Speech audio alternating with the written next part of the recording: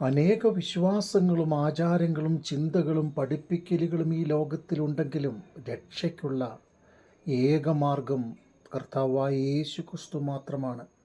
അപ്പോസ്തലപ്രവൃത്തി 16-31 കർത്താവായ യേശു ക്രിസ്തുവിൽ വിശ്വസിക്കുക, എന്നാൽ നീയും നിന്റെ കുടുംബവും രക്ഷ പ്രാപിക്കും. അതെ, ഒരു മനുഷ്യൻ സർവ്വലോകവും നേടിയാലും അവൻ്റെ ആത്മാവ് നഷ്ടപ്പെടുത്തിയാൽ എന്ത് പ്രയോജനം? അതെ, നമ്മളുടെ ആയുസ്സ്, നമുക്ക് ദൈവം തരുന്ന അവസരങ്ങൾ, ജീവിത സാഹചര്യങ്ങൾ, ഇവയൊക്കെയും ഈ ആയുസ് കൊണ്ട് തീർന്നു പോകുന്നതാണ്. നമ്മളുടെ ധനം, സമ്പാദ്യം, സാഹചര്യങ്ങൾ, അവസ്ഥകൾ ഒക്കെ നാം ഒരു പരിധിവരെ ഉപയോഗിക്കുന്നതേയില്ല. അതിൻ്റെ ഒരു ചെറിയ അംശങ്ങൾ മാത്രമാണ് നാം ഉപയോഗിക്കുന്നത്. എന്നാൽ നമ്മളുടെ വിശ്വാസം, നാം ദൈവസന്നിധിയിൽ നിലനിൽക്കുന്നത്, ദൈവിക ഭക്തിയോടുകൂടി നാം ആയിരിക്കുന്നത്, അതിന് എന്നും വിലയുണ്ട്. അതിവിടെ നമുക്ക് കാണുവാൻ കഴിയുന്നത്, കർത്താവായ യേശു ക്രിസ്തുവിൽ വിശ്വസിക്കുക, എന്നാൽ നീയും നിൻ്റെ കുടുംബവും രക്ഷ പ്രാപിക്കും. ശിക്ഷയിൽ നിന്നുള്ള വിടുതലാണ് രക്ഷ മൂലം നമുക്ക് ദൈവം നൽകി തന്നത്.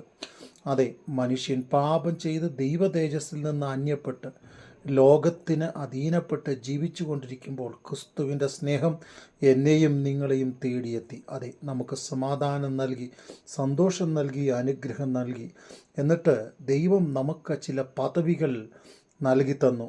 1 മത്തായിയുടെ സുവിശേഷം 5-14-15 നിങ്ങൾ ലോകത്തിൻ്റെ വെളിച്ചമാകുന്നു. മലമേലിരിക്കുന്ന പട്ടണം മറഞ്ഞിരിപ്പാൻ പാടില്ല. വിളക്ക് കത്തിച്ച് പറയിൻ കീഴല്ല, തണ്ടിന്മേലത്രേ വയ്ക്കേണ്ടുന്നത്. അപ്പോൾ അത് വീട്ടിൽ എല്ലായിടവും പ്രകാശിക്കും. അതെ, നമ്മൾ ലോകത്തിൻ്റെ വെളിച്ചമാണ്.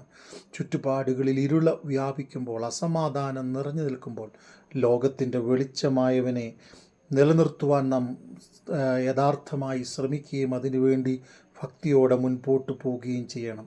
നാം ദൈവത്തെ വിശ്വസിക്കുമ്പോൾ നമുക്കുണ്ടാകുന്ന പ്രത്യേകത എന്താണ്?